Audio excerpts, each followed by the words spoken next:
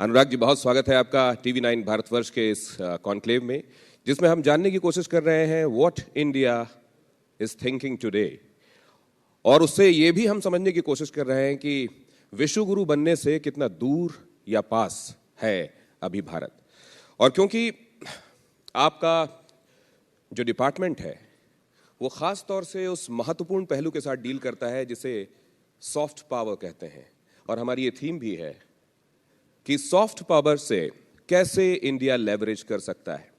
अब क्योंकि जोसेफ ने एक बहुत महान विचारक हैं, वो ये कहते हैं कि the greatest school to learn soft power is democracy, और हमारे प्रधानमंत्री नरेंद्र मोदी कहते हैं कि it is not about the strength of military और the economic strength which makes image of a nation, but it is also about the soft power like sports, like cinema, which captures the attention of the world towards India. अगर ऐसा है तो ये soft power, Anurag ji सबसे पहले ये समझाइए कितना महत्वपूर्ण है ये सॉफ्ट पावर। धन्यवाद।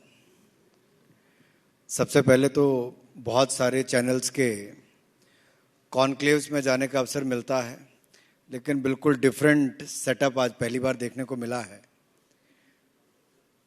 दूसरा, भारत के प्रति दुनिया का नज़रिया जो बदला है वो एक बड़ा कारण है। अगर आप 2014 में वापस जाएंगे तो यूनाइटेड नेशन जनरल असेंबली में जब प्रधानमंत्री मोदी जी पहली बार गए और उन्होंने भारत की ओर से योग को 21 जून को अंतर्राष्ट्रीय योग दिवस रखने की बात कही, पूरी दुनिया ने उसको सहर्ष स्वीकार किया, रेजोल्यूशन पास किया, और आज पूरी दुनिया 21 जून को योग दिवस के रूप में मनाती है।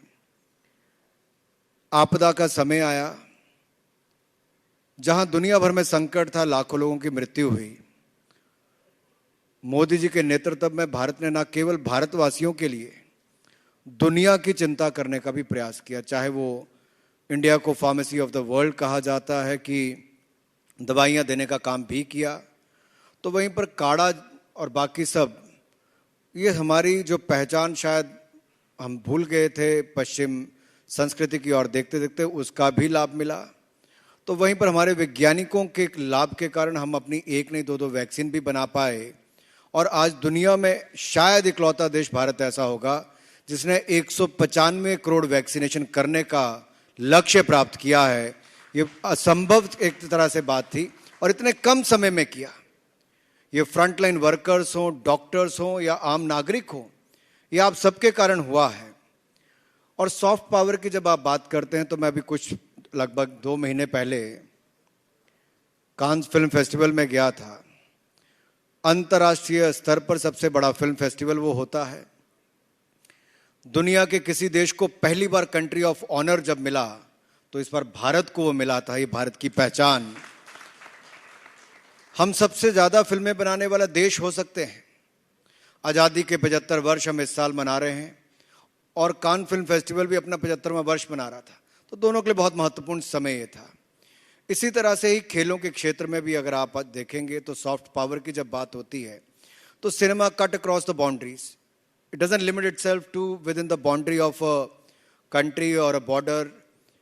So कहीं ना कहीं वो हमारी पहचान, आज आप दुनिया भर में कहीं ट्रैवल करेंगे, आज की फिल्म की मैं बात नहीं कर रहा, मेरा नाम जोकर को बने शायद 5 दशक हो गए होंगे, आज भी लोग दुनिया के देशों में राज कपूर जी की बात करते होंगे, अमिताभ बच्चन जी की बात करते होंगे। तो आप कल्पना कीजिए, जो आज न्यूज़ जितना बड़ा इम्पैक्ट नहीं कर सकती, उससे बड़ा इम्पैक्ट कहीं ना कहीं जनरल एंटरटेनमेंट और सिनेमा के माध्यम से होता है। तो आप अपनी संस्कृति को, अपने देश के बहुत सारे ऐसे विषयों को दुनिया तक पहुंचाने का काम भी सिनेमा के माध्यम से कर सकते हैं। दूसरा खेल है, आपदा के समय बहुत बड़ा संकट था कि हम अपने खिलाड़ियों की ट्रेनिंग कैसे करवाएं। हमने वो भी करवाई, वैक्सीनेशन भी कराई, दुनिया भर में ट्रेनिंग करवाई, और आज तक के सबसे ज्यादा मेडल भारत ने टोक्यो ओलंपिक्स में जीतने का लक्ष्य भी हासिल किया। और जब मैं सॉफ्ट पावर की बात करता हूं तो जब 121 वर्ष में पहली बार किसी खिलाड़ी ने एथलेटिक्स में गोल्ड मेडल जीतने का काम किया तो नीरज चोपड़ा ने तिरंगा झंडा जब जापान की भूमि पर, मुझे लगता है कम लोगों को खुशी नीरज चोपड़ा के गोल्ड मेडल जीतने पर हुई होगी। 121 वर्ष जीतने में लग गए। कहीं ना कहीं हमारे समाज के अंदर जो खेलों के प्रति भावना है कि पता नहीं करियर बनेगा नहीं बनेगा, हर माँ बाप सोचता है, तो उस सोच को बदलने की देश में बहुत जरूरत है। हम में से कोई 130 करोड़ भारतीयों में से एक भी अगर अंतर्राष्ट्रीय पटल पर भारत के तिरंगे का मान सम्मान बढ़ाता है तो 130 करोड़ भारतीयों को एकजुट होकर उसके पीछे खड़ा हो जाना चाहिए। तब जाकर देश में से और निकलेंगे तिरंगे का मान सम्मान बढ़ाने वाले, गोल्ड मेडल जीतने वाले। और उसके लिए हमने, सॉरी मैं थोड़ा ज्यादा समय ले गया, उसके लिए जरूरी है कि हमें पॉलिसीज भी वैसी बनाएं और उस दिशा में मोदी जी ने और इनकी सरकार ने बहुत सारे कदम उठाए हैं। लगभग 866 करोड़ रुपए का बजट था खेलों का 2014 में, जो बढ़कर 2000 करोड़ रुपए इस साल मोदी जी ने कर दिया है। इसी तरह से युवाओं के ऊपर लगभग 345 करोड़ रुपया यूथ अफेयर्स में खर्च होता था, जिसको बढ़ाकर 800 करोड़ रुपया कर दिया। तो अपने आप में बड़ा बदलाव आया है। खिलाड़ियों को पहले दर दर भटकना पड़ता था। मैं अपने समय की बात बताता हूं। मैं पंजाब की टीम का, उत्तर भारत की टीम का कप्तान था। क्रिकेट जैसे खेल का जो बड़ा रिच कहा जाता है कि बहुत पैसा है उसमें, बगैर बुकिंग के ट्रेन के जनरल क्लास में एक तरफ किट बैग, एक तरफ अपना बोरिया बिस्तरा उठा के ट्रेवल करते थे। और इंडिया अंडर 19 खेलने और रणजी ट्रॉफी खेलने तक उससे पहले भी हालत नीचे खराब होती थी।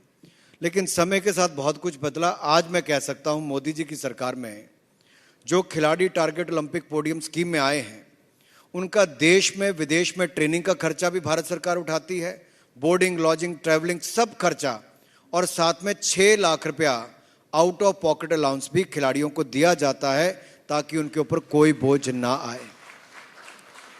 3000 खिलाड़ी, हम देश भर में से 3000 खिलाड़ी ऐसे चुने हैं जिनकी ट्रेनिंग तो होती है हमारे, उनको 10,000 रुपया पॉकेट अलाउंस भी हर महीने, यानी कि 1,20,000 रुपया साल का, वो भी देते हैं।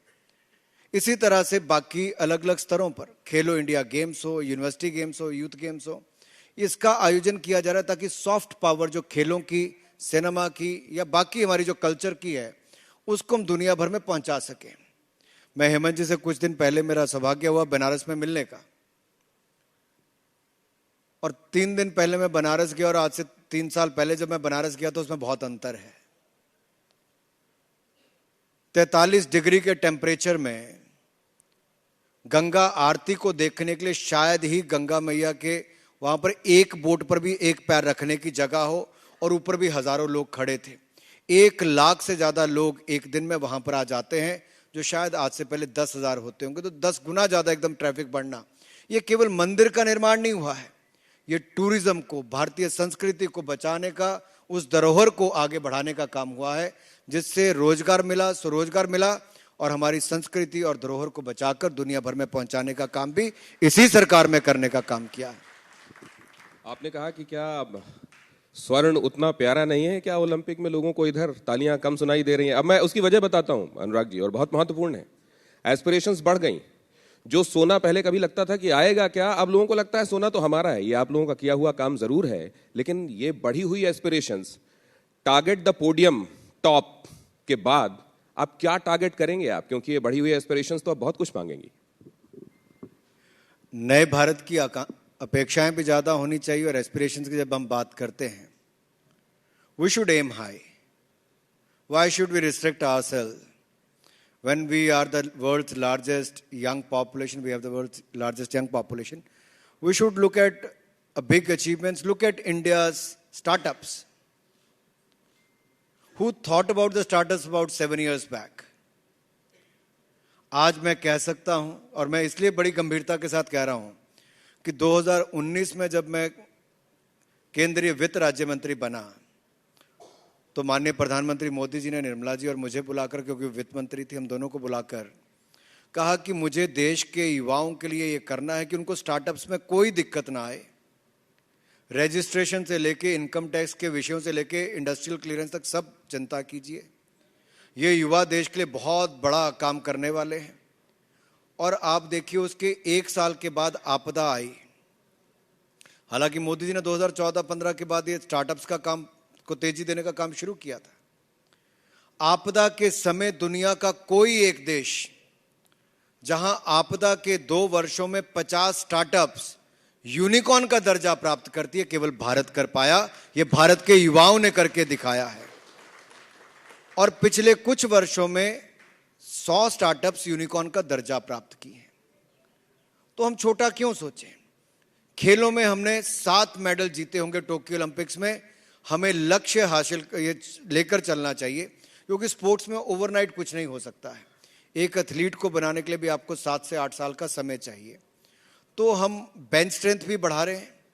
तो हमें 2032 और 2036 में ये लक्ष्य रखना चाहिए कि दुनिया के पहले 10 देशों में भारत का ओलंपिक्स में नाम आए। इसके लिए पूरा प्रयास केंद्र सरकार, राज्य सरकार, national sports federation, state associations, corporate fraternity and NGOs should come forward and work as a team India, ताकि हम अपने खेल और खिलाड़ियों को आगे बढ़ने का अवसर भी दें, ज़्यादा कंपटीशंस दें और हमारे मेडल्स कम नहीं, हर बार कम से कम दुगने होते जाएं और 10-12 सालों के बाद हम लोग दुनिया के पहले 10 देशों में ओलंपिक्स में आकर खड़े हो जाएं। चर्चा की शुरुआत मैंने की सॉफ्ट पावर के साथ। अभी कुछ हार्ड हिटिंग क्वेश्चंस की तरफ भी थोड़ा सा आपको लेकर इसलिए चलता हूं क्योंकि देश इस समय उन सवालों के जवाब जानना चाहता है। आज देश के रक्षा मंत्री यहाँ आए और आज के सत्र की शुरुआत उन्होंने की, और बहुत सारी बातें ऐसी जो खास तौर से अग्निपथ और अग्निवीरों को लेकर भ्रम की तरह लोगों के बीच में थी, उनको साफ कर देने का और ये बताने का कि सरकार की मंशा क्या है, क्यों ये किया जा रहा है, और अगर कहीं कोई एप्रीहेंशंस हैं तो वो क्यों नहीं होने चाहिए, ये कोशिश की गई। ये भी हम देख रहे हैं कि आरक्षण को लेकर भी कहीं जो दिमाग में लोगों के था उसको लेकर भी स्थितियां स्पष्ट करने की कोशिश की गई हैं। आपको लगता है कि अब कोई वजह नहीं रह गई है, या आपको लगता है कि इसके बावजूद देश कई जगहों पर अशांत रह सकता है? मुझे लगता है कि पहला तो मैं देश के युवाओं से अपील करना चाहूंगा कि हिंसा का रास्ता आपको कहीं नहीं लेकर जाएगा। लोकतंत्र में हिंसा का स्थान भी नहीं है, और आपको बातचीत के जरिए जहां पर आपको कोई डाउट लगता है, कुछ और ज़्यादा सरकार की ओर से विषय रखने में कहीं अगर कोई कमी भी रह गई होगी तो हम उसको और बताने के लिए तैयार हैं। लेकिन अग्निपथ योजना एक ऐतिहासिक निर्णय है जो देश को भविष्य में और सुरक्षित करने के लिए, देश के युवाओं को और अवसर देने की दिशा में है, देश को एक यंग आर्म्ड फोर्स बनाने की दिशा में है। और मैं कहना चाहता हूं कि 17.5 साल का युवा जब फौज में भर्ती होगा एक अग्निवीर के रूप में, 21 साल या 22 साल की उम्र में जब वो सेना में 4 साल पूरे करता है, तब तक उसके खाते में कम से कम 25 लाख रुपया उसकी सैलरी और उसके अलावा जो 11 लाख रुपए उसके पूरा होने पर आएगा, तो कम से कम 25 लाख रुपए उसके खाते में होगा। अगर वो 10वीं पास है तो उसको 12वीं का सर्टिफिकेट मिलेगा, 12वीं की है तो उसको बाकी प्रावधान जो किए गए ग्रेजुएशन की ओर आगे बढ़ पाएगा। स्किल्स उसको जो अलग अलग फौज में मिलेंगे उसके कारण वो एक नई जीवन शुरू कर सकता है 22 वर्षों के बाद, 22 साल की उम्र के बाद।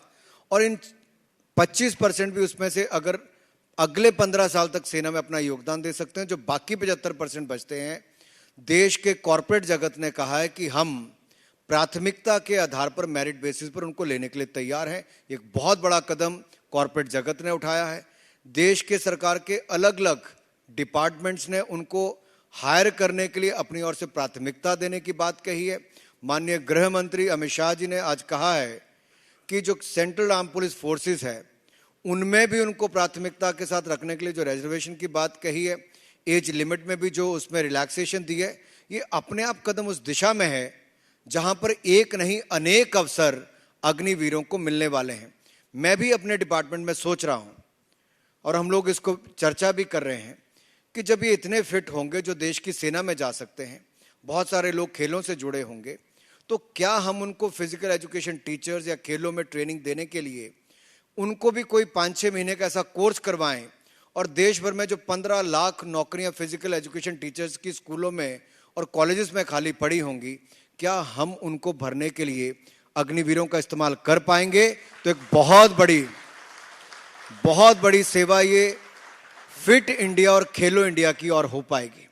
और मैं आपको कहता हूं बड़ी गंभीरता के साथ इसके ऊपर सोच रहे हैं कि इसका करिकुलम क्या हो, अग्निवीर आए बगैर समय गवाए, अगर हम इनको ट्रेनिंग देते हैं तो एक बहुत बड़ा अवसर होगा इन फिट युवाओं के माध्यम से। क्योंकि देखिए, जो फौज में जाता है वो एक राष्ट्रभक्ति की सोच के साथ जाता है, वो अनुशासन में जीने के लिए पहले से तैयार रहता है, वो देश के लिए मर मिटने के लिए तैयार रहता है। मेरे परदादा फौजी थे, मेरे दादा फौजी थे, मैं स्वयं फौज में टेरिटोरियल आर्मी में कैप्टन के नाते पिछले 4 साल से, पहले लेफ्टिनेंट अब कैप्टन के नाते सेवाएं दे रहा हूं। मुझे पता है कि फौज में अनुशासन कितना महत्व रखता है। और मैं जिस क्षेत्र से आता हूं, हमीरपुर संसदीय क्षेत्र हिमाचल प्रदेश से, हर तीसरे घर से फौजी है जी। हिमाचल प्रदेश को ये गौरव प्राप्त है कि पहला परमवीर चक्र विजेता अगर देश के कोई हुए तो मेजर सोमनाथ शर्मा हिमाचल से हुए। कारगिल में सबसे ज्यादा शहादत दी तो 53 लोगों ने शहीद हमारे हिमाचल के नौजवान हुए। 4 परमवीर चक्र में से 2 मिले तो हिमाचल के कैप्टन विक्रम बत्रा और सूबेदार मेजर संजय कुमार को मिला है। वहां पर भी जब मैंने युवाओं से बात की तो उनके 2-3 विषय थे। एक था एज में रिलैक्सेशन देने का, 2 साल से भर्ती नहीं हुई, वो कर दिया गया, 21 साल से बढ़ाकर 23 साल कर दिया। दूसरा था जिन्होंने मेडिकल टेस्ट पास कर लिया है, फिजिकल को क्लियर कर ले, उनका रिटन टेस्ट किया जाए। हमने उनको विश्वास दिलाया कि रक्षा मंत्री जी से और बाकी सरकार में बात करके इस पर भी निर्णय किया जाएगा। हम बातचीत करने के लिए तैयार हैं। मैंने उनसे बात की तो संतुष्ट थे कि हमारी बात पहली सुनी गई, दूसरी भी सुनने के लिए तैयार है। तो बात हिंसा से नहीं, बातचीत करने से इसका कोई ना कोई हल निकलेगा। और हमने युवाओं के हितों के लिए योजना लेकर आए हैं। मुझे पूर्ण विश्वास है इस समस्या का हल जल्दी होगा और देश के युवा एक बार फिर देश के लिए अपनी सेवाएं देने के लिए जल्द से तैयार होंगे और इनकी भर्ती प्रक्रिया भी जल्द शुरू हो जाएगी। सर, विपक्ष का नजरिया ये है कि किसानों के बिल के समय किसानों को भरोसे में नहीं लिया गया और नौजवानों के संदर्भ में कोई योजना लाते हुए नौजवानों को भरोसे में नहीं लिया गया, इसलिए ऐसा हो रहा है। और अब जो कुछ हो रहा है वो कोर्स करेक्शन तब हो रहा है जब फ्लाइट टेक ऑफ कर चुकी है, बीच में कोर्स करेक्शन हो रहे हैं। इस पर आपका क्या नजरिया है? देखिए, कोई भी बड़ी योजना आती है तो उसको इंप्लीमेंट करते करते बहुत सारे विषय सामने आते हैं और उसमें सरकार अगर ये रवैया रख के चलती है कि हम खुले मन से सोचने के लिए तैयार हैं, कुछ बदलाव करना पड़ता है, संशोधन करना पड़ता है, वो भी करने के लिए तैयार हैं और युवाओं के और देश के हित में करने के लिए तैयार हैं, तो बातचीत एक बहुत अच्छा जरिया है। लेकिन ट्रेन फूंक कर, बसों को आग लगाकर, पथराव करके, देश की संपत्ति को बर्बाद करके, अगर कोई अस्पताल जा रहा होगा इलाज कराने के लिए, कोई दूसरे राज्य से दिल्ली आ रहा होगा, कोई किसी और काम से आ रहा होगा, तो उसको ये सारा सब कुछ करने से क्या किसी का भला हो पा रहा है? नहीं हो रहा जी। रास्ता फिर भी बातचीत से ही निकलता है। और मैं आज बड़ी गंभीरता के साथ कहता हूं, देश के युवा जो देश की सेना में आने के लिए तैयार हैं, वो कभी भी हिंसा का रास्ता नहीं अपनाना चाहते और ना ही अपनाएंगे। लेकिन कुछ राजनीतिक दल जो एक एजेंडा के तहत हर उस मौके की तलाश में रहते हैं कि कोई भी बदलाव ना आए, मैं उनसे भी आग्रह करना चाहता हूं, कृपया करके भड़काने का काम ना करें। आपके मन में कोई बेहतर सुझाव है तो एक लोकतंत्र में और दुनिया के सबसे बड़े लोकतंत्र में आप अपनी बात को आपके प्लेटफॉर्म पर रखें, मीडिया में रखें, या फिर हमें बताएं। सरकार के नाते सरकार खुले मन से हर बात पर विचार करने के लिए तैयार रहती है, पहले भी किया है और आगे भी करेंगे।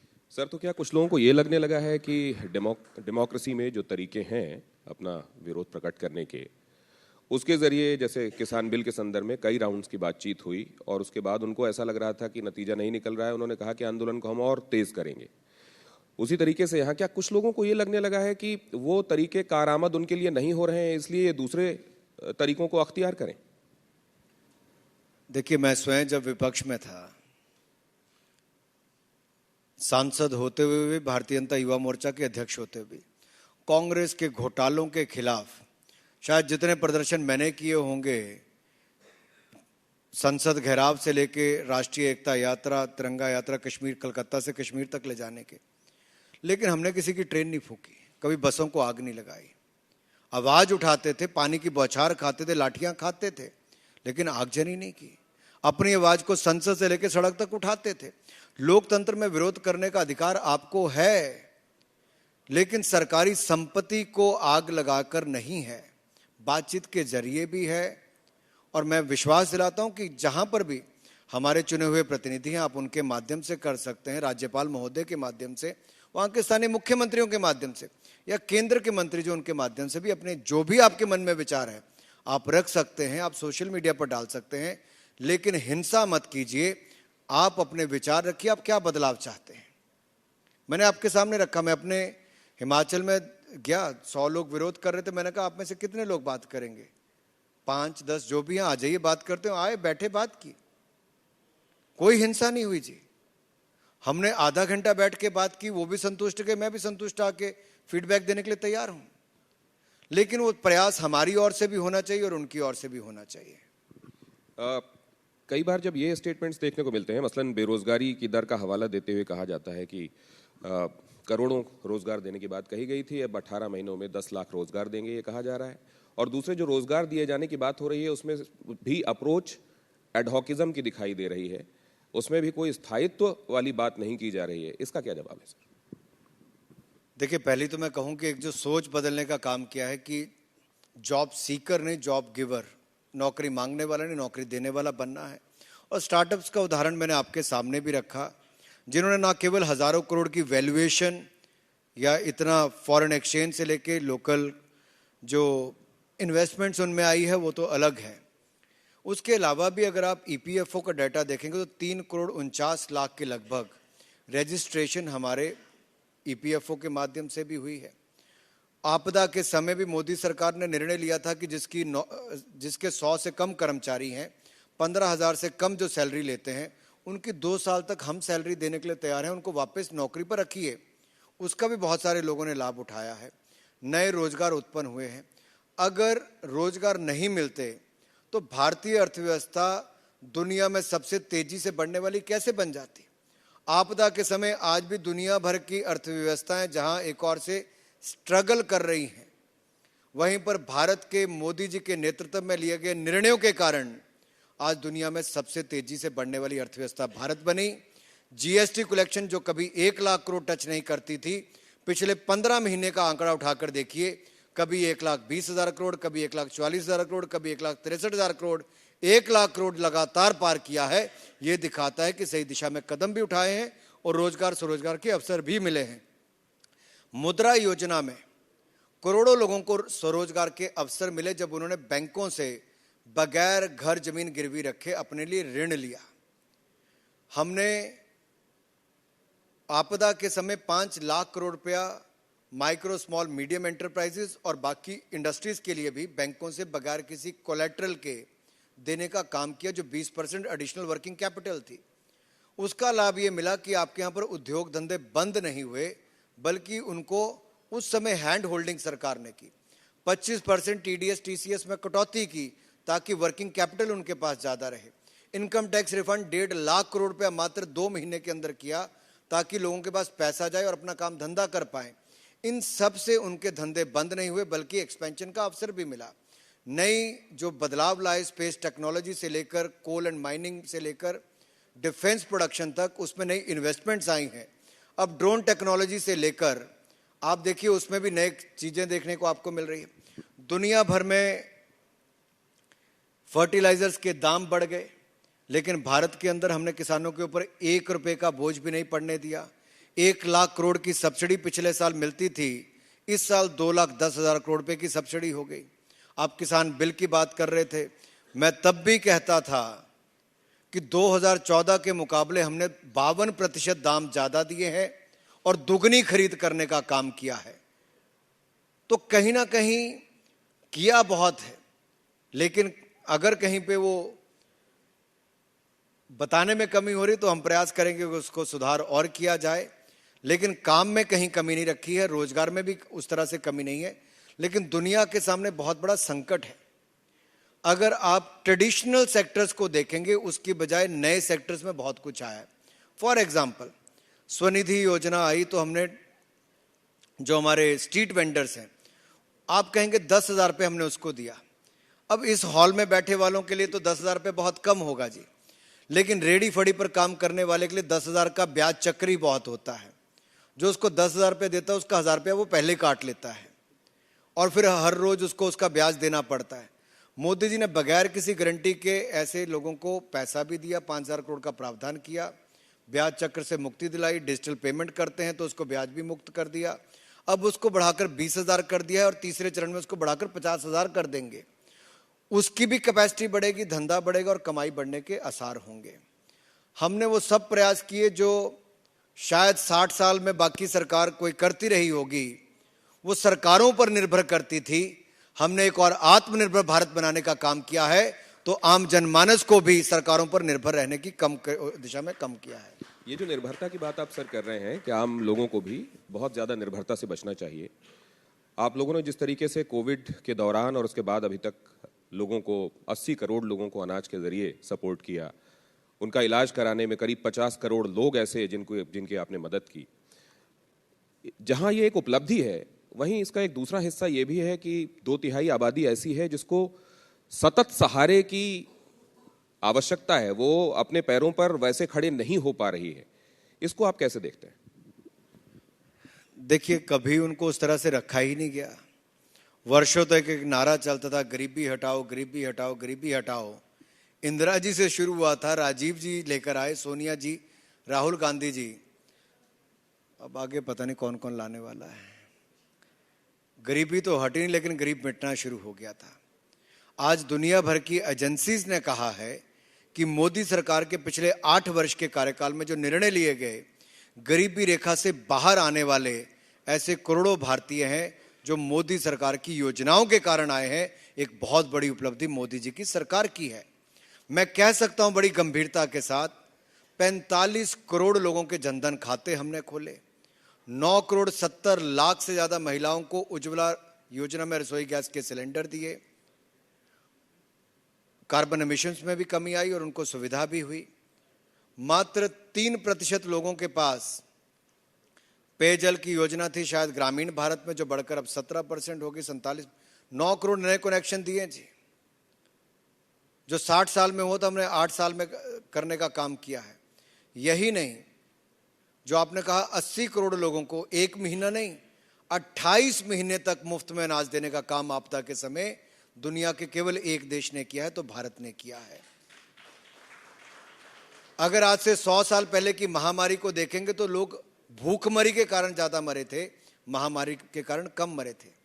इस बार एक भी मौत आपको ऐसी नहीं नजर आएगी जो कोई भूखमरी के कारण हुई हो। यही नहीं, 18,000 से ज्यादा गांव में बिजली पहुंचाई, 2 करोड़ 60 लाख से ज्यादा लोगों को बिजली का कनेक्शन दिया। आज लगभग 100% लोगों को बिजली के कनेक्शन मिल चुके हैं। 12 करोड़ शौचालय बनाकर दिए। मुझे कई बार बुद्धिजीवियों ने कहा, क्या हो गया शौचालय बनाकर दिया? मैंने कहा, घर का शौचालय जरा एक दिन के लिए बंद करना, पता चलेगा क्या हुआ है। भाई, कहना बहुत आसान है। वो गर्भवती महिला के बारे में सोचो, बुजुर्ग महिला के बारे में, जिसको कई किलोमीटर पैदल चल के जाना पड़ता है खुले में शौच करने के लिए, सूर्योदय से पहले और सूर्यास्त का इंतजार करना पड़ता है 8-10 घंटे का। और वर्ल्ड हेल्थ ऑर्गेनाइजेशन की रिपोर्ट कहती थी कि आपकी महिलाओं की हालत खराब क्यों है जी? शौचालय के कारण, लोगों के ऊपर प्रभाव, गंदगी के कारण इतनी मौतें होती थी कि आप उसकी कल्पना नहीं कर सकते। उसमें भारी गिरावट आई है। बहुत क्रांतिकारी कदम उठाए गए हैं, जिसके कारण लगते छोटे होंगे, यही बैंक खाता है जिसमें आपदा के समय 20 करोड़ से ज्यादा महिलाओं के खाते में 31,000 करोड़ रुपया एक बटन दबाते थे और उनके खाते में पैसा पहुंच जाता था। 12 करोड़ किसानों के खाते में बटन दबाते 21,000 करोड़ रुपया पहुंच जाता है। यूपीआई भीम ऐप $1 ट्रिलियन का धंधा अगर सन 2022 में वित्तीय वर्ष में हुआ है तो ये मोदी सरकार के कारण हुआ। जो बड़ी बड़ी टेक्नोलॉजीज कंपनी आज अमेरिका में कहती हैं सीखना है तो भारत से सीखो कि डिजिटल प्लेटफॉर्म कैसे बनाया जाता है और उसका उपयोग कैसे किया जाता है।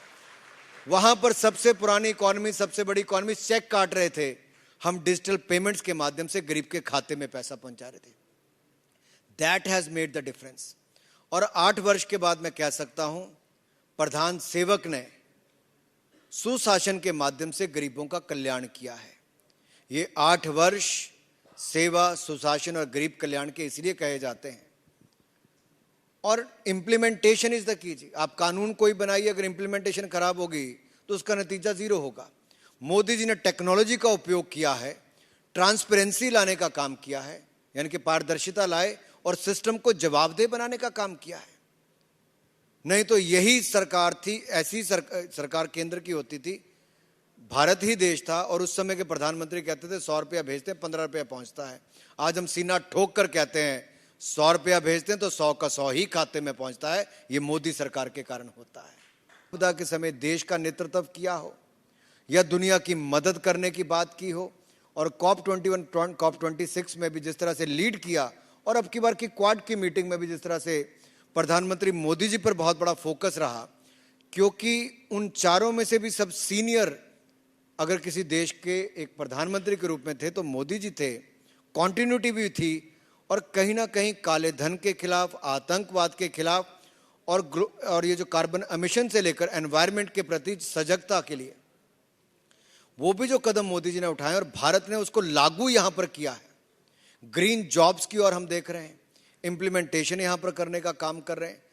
हम दुनिया को भी याद करवाते हैं कि आपके कारण कार्बन एमिशन ज्यादा होती है, आपको अपने लाइफस्टाइल में बदलाव ज्यादा करना है, आप वो कीजिए। लेकिन भारत उसका इंतजार नहीं करेगा, भारत बदलाव पहले से लाएगा ताकि हमारे देश और दुनिया को इसका खामियाजा भुगतना ना पड़े। तो ये जिम्मेदारी प्रधानमंत्री मोदी जी ने निभाई भी और दुनिया को सचेत भी किया है कि आपने अपने वायदे पूरे नहीं किए हैं। ये खास तौर से अब ये सॉफ्ट पावर की तरफ आपको इसलिए लेकर आ रहा हूं कि लोग ये भी जानना चाहते हैं कि फिल्में और साहित्य समाज का आईना कहे जाते रहे हैं। इस समय वहां भी एक चेंज महसूस किया जा रहा है। उरी हो, कश्मीर फाइल्स हो, सॉफ्ट पावर के मामले में ये जो चेंज है, इसको कितना आप एविडेंट या टेसिट मानते हैं? देखिए, मुझे लगता है कंटेंट इज द की। दर्शक क्या देखना पसंद करता है।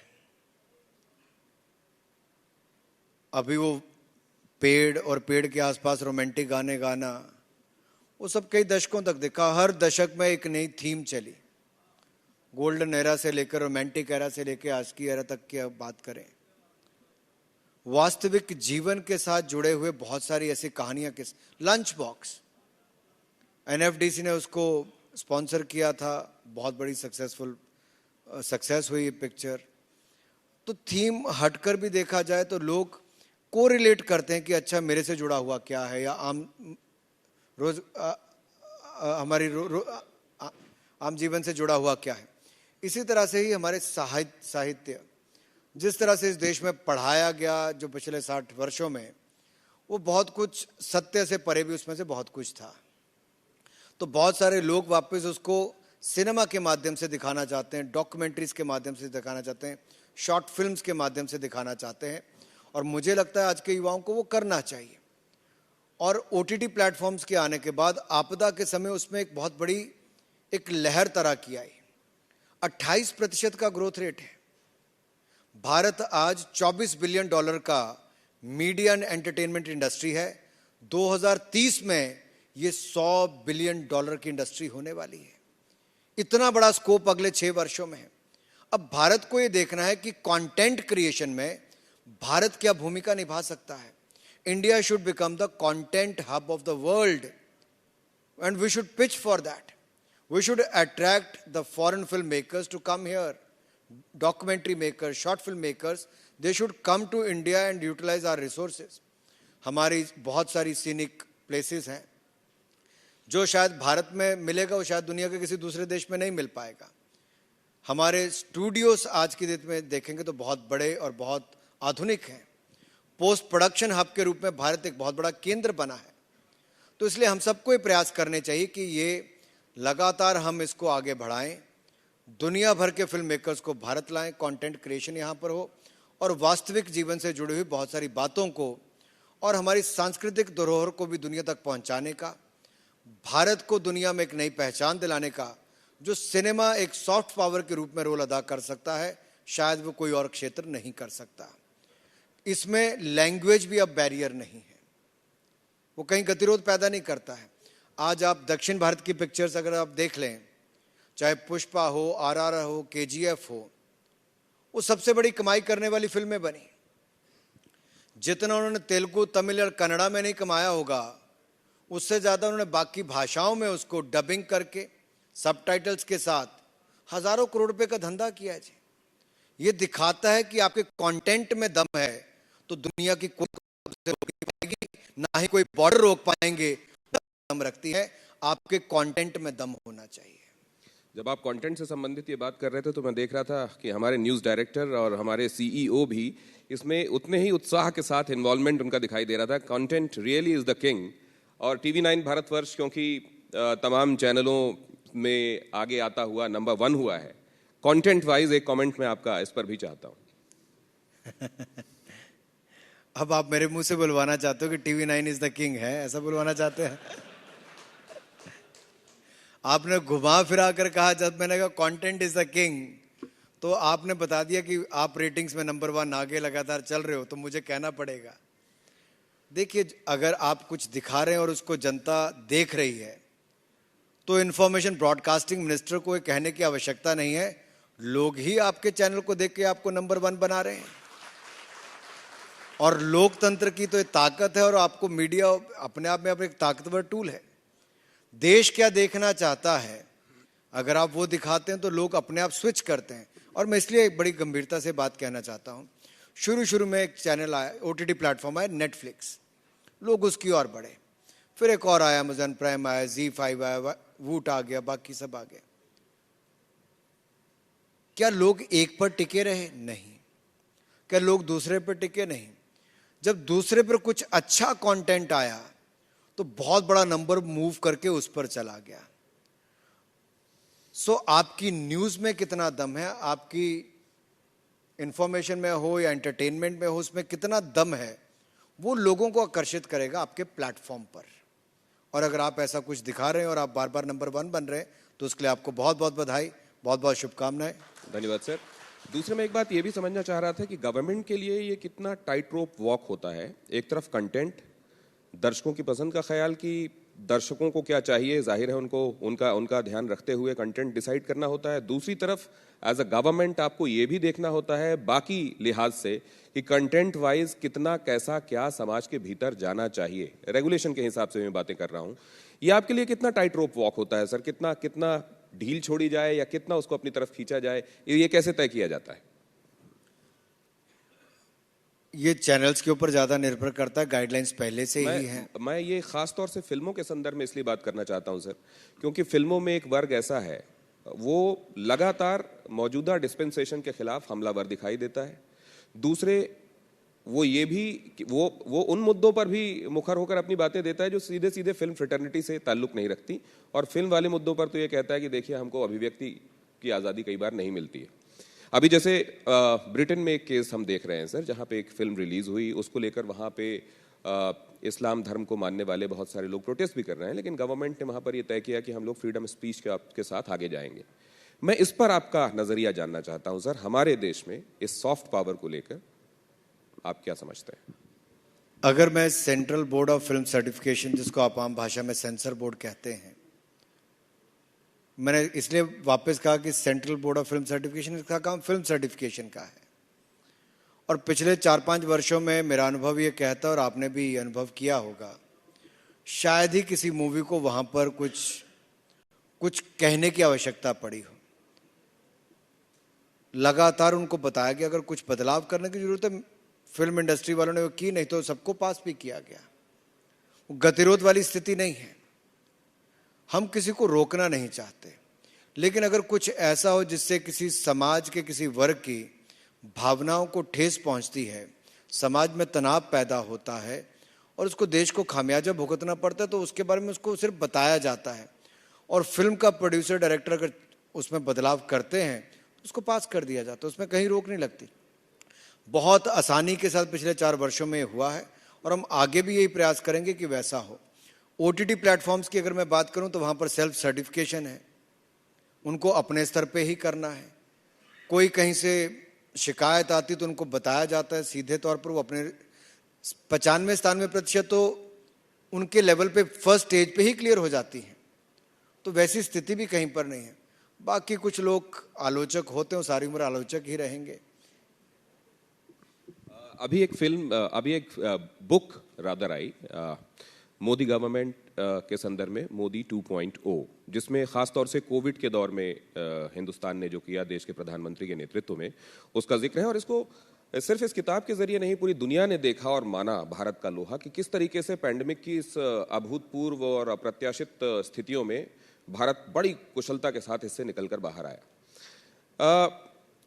आपका अपना अनुभव उस दौर का, क्योंकि वो बड़ा टफ टाइम रहा है और अभी समाप्त नहीं हुआ है, क्या हाइलाइट्स है जो आप समझते हैं कि पूरे देश के लिए मनोबल बढ़ाने वाला और विश्व गुरु की तरफ ले जाने वाले कदमों में से एक है?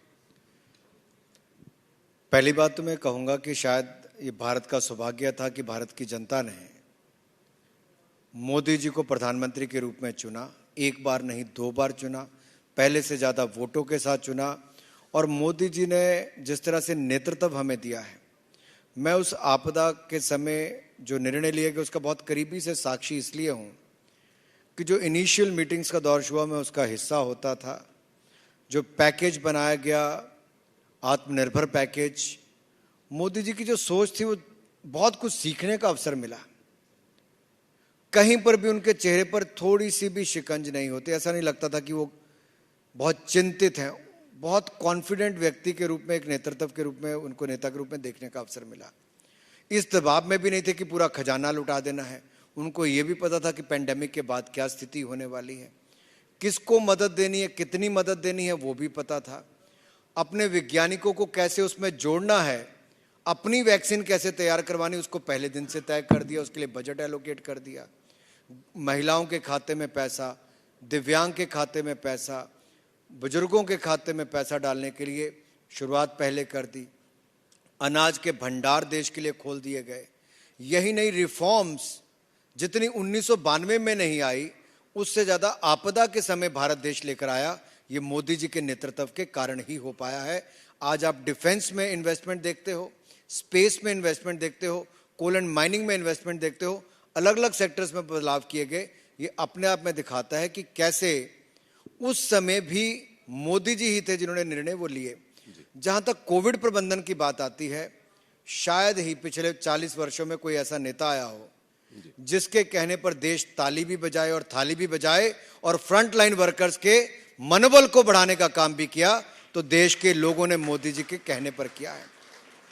यह विश्वास नेता में था जी। ताली बजाने थाली बजाने से केवल उनका मनोबल बढ़ाने का काम था, उनके पीछे खड़े होने की बात थी। दूसरी ओर टेक्नोलॉजी का उपयोग, आरोग्य सेतु ऐप, लोगों ने उसमें भड़काने का काम किया कि आपका डेटा चोरी हो जाएगा। कोविन ऐप, लोगों ने कहा जी आपका डेटा चोरी हो जाएगा। आज भी दुनिया भर के देश मैन्युअली सर्टिफिकेट बनाकर देते हैं कि आपको वैक्सीन लग गई है। मोदी जी ने पहले सोच लिया था और आपको डिजिटल सर्टिफिकेट मिल गया और दुनिया भर में आपने ट्रैवल करना शुरू कर दिया। सोच प्रधानमंत्री मोदी जी की ही थी। एक वैक्सीन के बाद दूसरी सेकंड डोज लगवाने का काम शुरू कर दिया। दुनिया के छोटे छोटे देश भी आज तक दूसरी वैक्सीन नहीं लगा पाए। हमने 130 करोड़ की आबादी ने कर दिया जी। कितनी स्पष्ट सोच उनकी होगी और इंप्लीमेंटेशन, जो लागू करने की ताकत उनमें है और टेक्नोलॉजी का उपयोग जो करते हैं। इसलिए कोविड प्रबंधन पर दुनिया भर के देशों ने कहा, जो बड़े बड़े अंतर्राष्ट्रीय अखबारें लिखती थी कि भारत में तो करोड़ों लोग मरेंगे, और मैं तो उनकी अखबारें निकाल कर दिखाता हूं जी कि बड़े बड़े देशों में आज भी लाशें 6-6 महीने से पड़ी हुई, साल से पड़ी हैं, उनको दफनाया नहीं गया। ऐसी हालत वहां पर थी। लेकिन हिंदुस्तान में कोविड प्रबंधन आज दुनिया भर के लिए उदाहरण के रूप में बना है। तो प्रधानमंत्री मोदी जी के नेतृत्व में और राज्यों की सरकारों ने भी शानदार काम उसमें किया है। अनुराग जी, बहुत बहुत धन्यवाद, आपने अपने इस मसरूफ शेड्यूल में से हमारे लिए वक्त निकाला।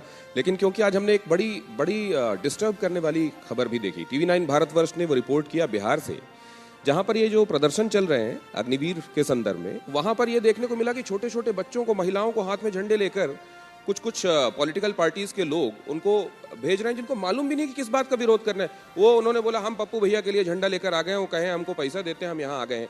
इस तरीके के लोग जो देश में गड़बड़ियां, आप क्या एक बार फिर से यूथ से अपील करेंगे, क्योंकि अब भी कई जगहों पर अशांति की स्थितियां हैं। मैं चाहता हूं कि जाने से पहले एक बार फिर से आप अपील करें और खासतौर से बरगलाने में लोग ना आए, आपका कहा असर करेगा? देखिए, अनुच्छेद 370-35 से जब हटा, उसके बाद भ्रम फैलाने का प्रयास किया। सीए को जब पास किया गया तो उसके बाद देश के अलग अलग कोनों में, राजधानी और अलग अलग कोनों में उस समय भी इसी तरह का विवाद और भ्रम और भय की स्थिति पैदा करने का प्रयास किया गया, शांति को भंग करने का प्रयास किया गया। आज भी ये वही ताकतें हैं जो देश में कुछ लोग ऐसे हैं, कुछ राजनीतिक दल और कुछ लोग समाज के ऐसे हैं जो देश की शांति को भंग करना चाहते हैं, भय और भ्रम की स्थिति पैदा करना चाहते हैं। ये लगातार एक के बाद इनको बार बार ये वही लोग हैं जो देश में ऐसी स्थिति खड़ी करते हैं। मैं देशवासियों से, विशेष तौर पर युवाओं से अपील करता हूं, आप इनके झूठ और बहकावे में ना आए। भय और भ्रम की स्थिति राजनीतिक दल और कुछ लोग अपने निजी स्वार्थों के लिए ना खड़ी करें। आप युवा हैं, कृपया करके भारत सरकार के द्वारा चैनल्स के माध्यम से या सोशल मीडिया पर जो जानकारी दी जा रही, कृपया करके उसको पढ़िए, आपको सारी जानकारी मिल जाएगी। ये अग्निवीर देश की सेवा के लिए और आपके उज्जवल भविष्य के लिए रखे जाएंगे। आप इसके साथ जुड़िए और भारत को और सुरक्षित कीजिए, भारत को आगे बढ़ाइए। तभी भारत विश्व गुरु बन पाएगा जब आज का युवा और जागरूक होगा और भारत के विकास में अपना पूरा योगदान करके दिखाएगा। बहुत धन्यवाद अनुराग जी, और आप सबकी तालियां बताएंगी कि ये सेशन आप सबको कैसा लगा।